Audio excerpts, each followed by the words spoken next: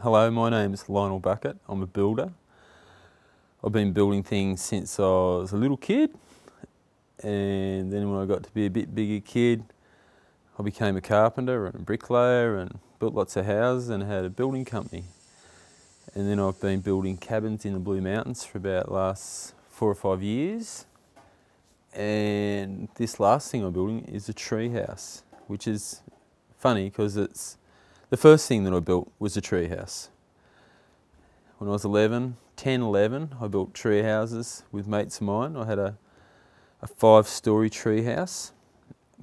And now I think I'm sort of like back to where I've started in a way, because I'm up a tree again. I'm further up a tree than I was when I was a kid. Some of the reason that I'm up this tree, and I had a thought just came in my mind, I want to build a tree house. So then I had to search the bush and find a spot with a big tree, because you've got to have a big tree, because it's got to be an impressive tree. And around here there aren't that many big trees, and it also needed a good view. So this tree, after about a week of searching the bush, is the one that I settled on. Lots of people want to know how high we are. On the corner near the spa, we're about 35 feet off the ground. But if you took a leap off the veranda, you could leap for about 60 feet. And when I decided to build a tree house, I came across some doco on a tree house in South America. And the local Indians that built the tree houses reckoned that the higher the tree house, the higher the status. So I thought I'd better make it a really high tree house so it's got lots of status. And that was a bit of a blue. When I got up the first pole to measure it, I only got about 2/3 of the way up the ladder and thought, oh my God, I've stretched just a bit too far this time. But now I'm up here after all the adrenaline hits of being able to get a platform this high and not be killed in the process. The adrenaline's dropping. It's easy to work longer than 4 hours a day, which is about the max under high stress.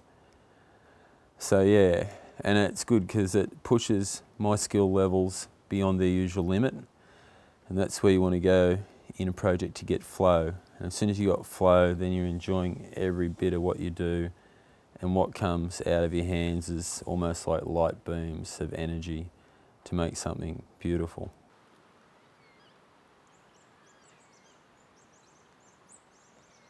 I can't exactly say where the treehouse sprang out of. It sprang out of dreaming. I'll dream about buildings and I'll create images in my head of buildings, and then I'll challenge myself to be able to create what normally people wouldn't consider that they could create. So I'll spend a fair bit of time considering how to go about making something that isn't usually possible, and usually I'll work out a way to do it. So that's the inspiration, is to push beyond limits. I've built a lot of houses in a lot of wild places, 120 houses probably while I was being a builder, running a building company. And this is me building things that I want to build rather than looking out for other people and building their dreams. So I've got a lot of practice at building dreams. So this is a very, very dreamy thing.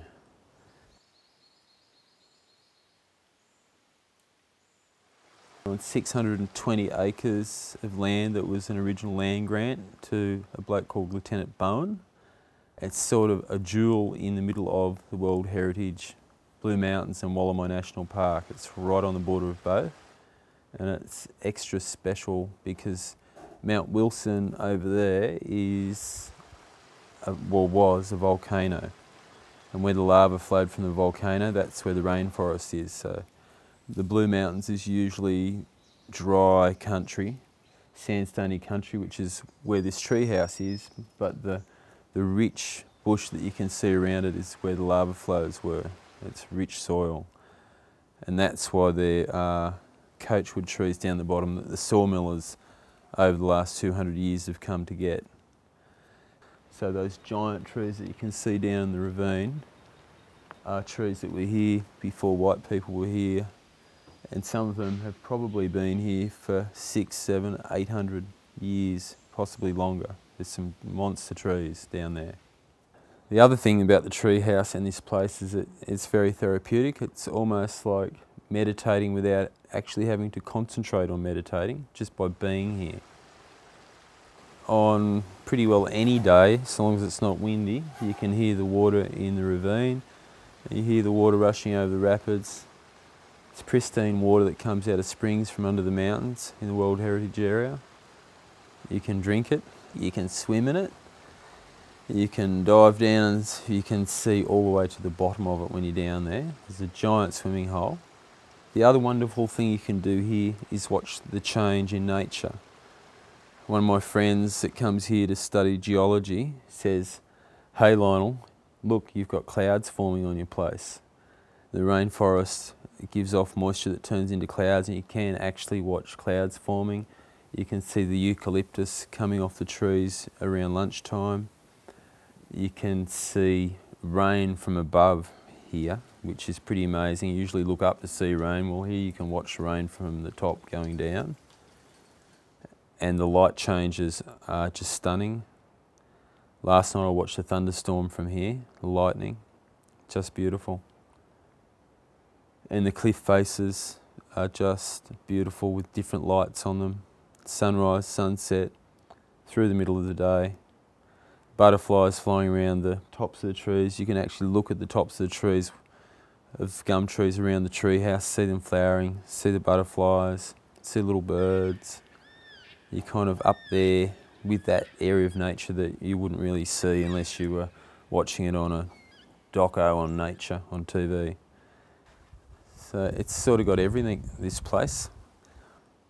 Everyone loves a treehouse.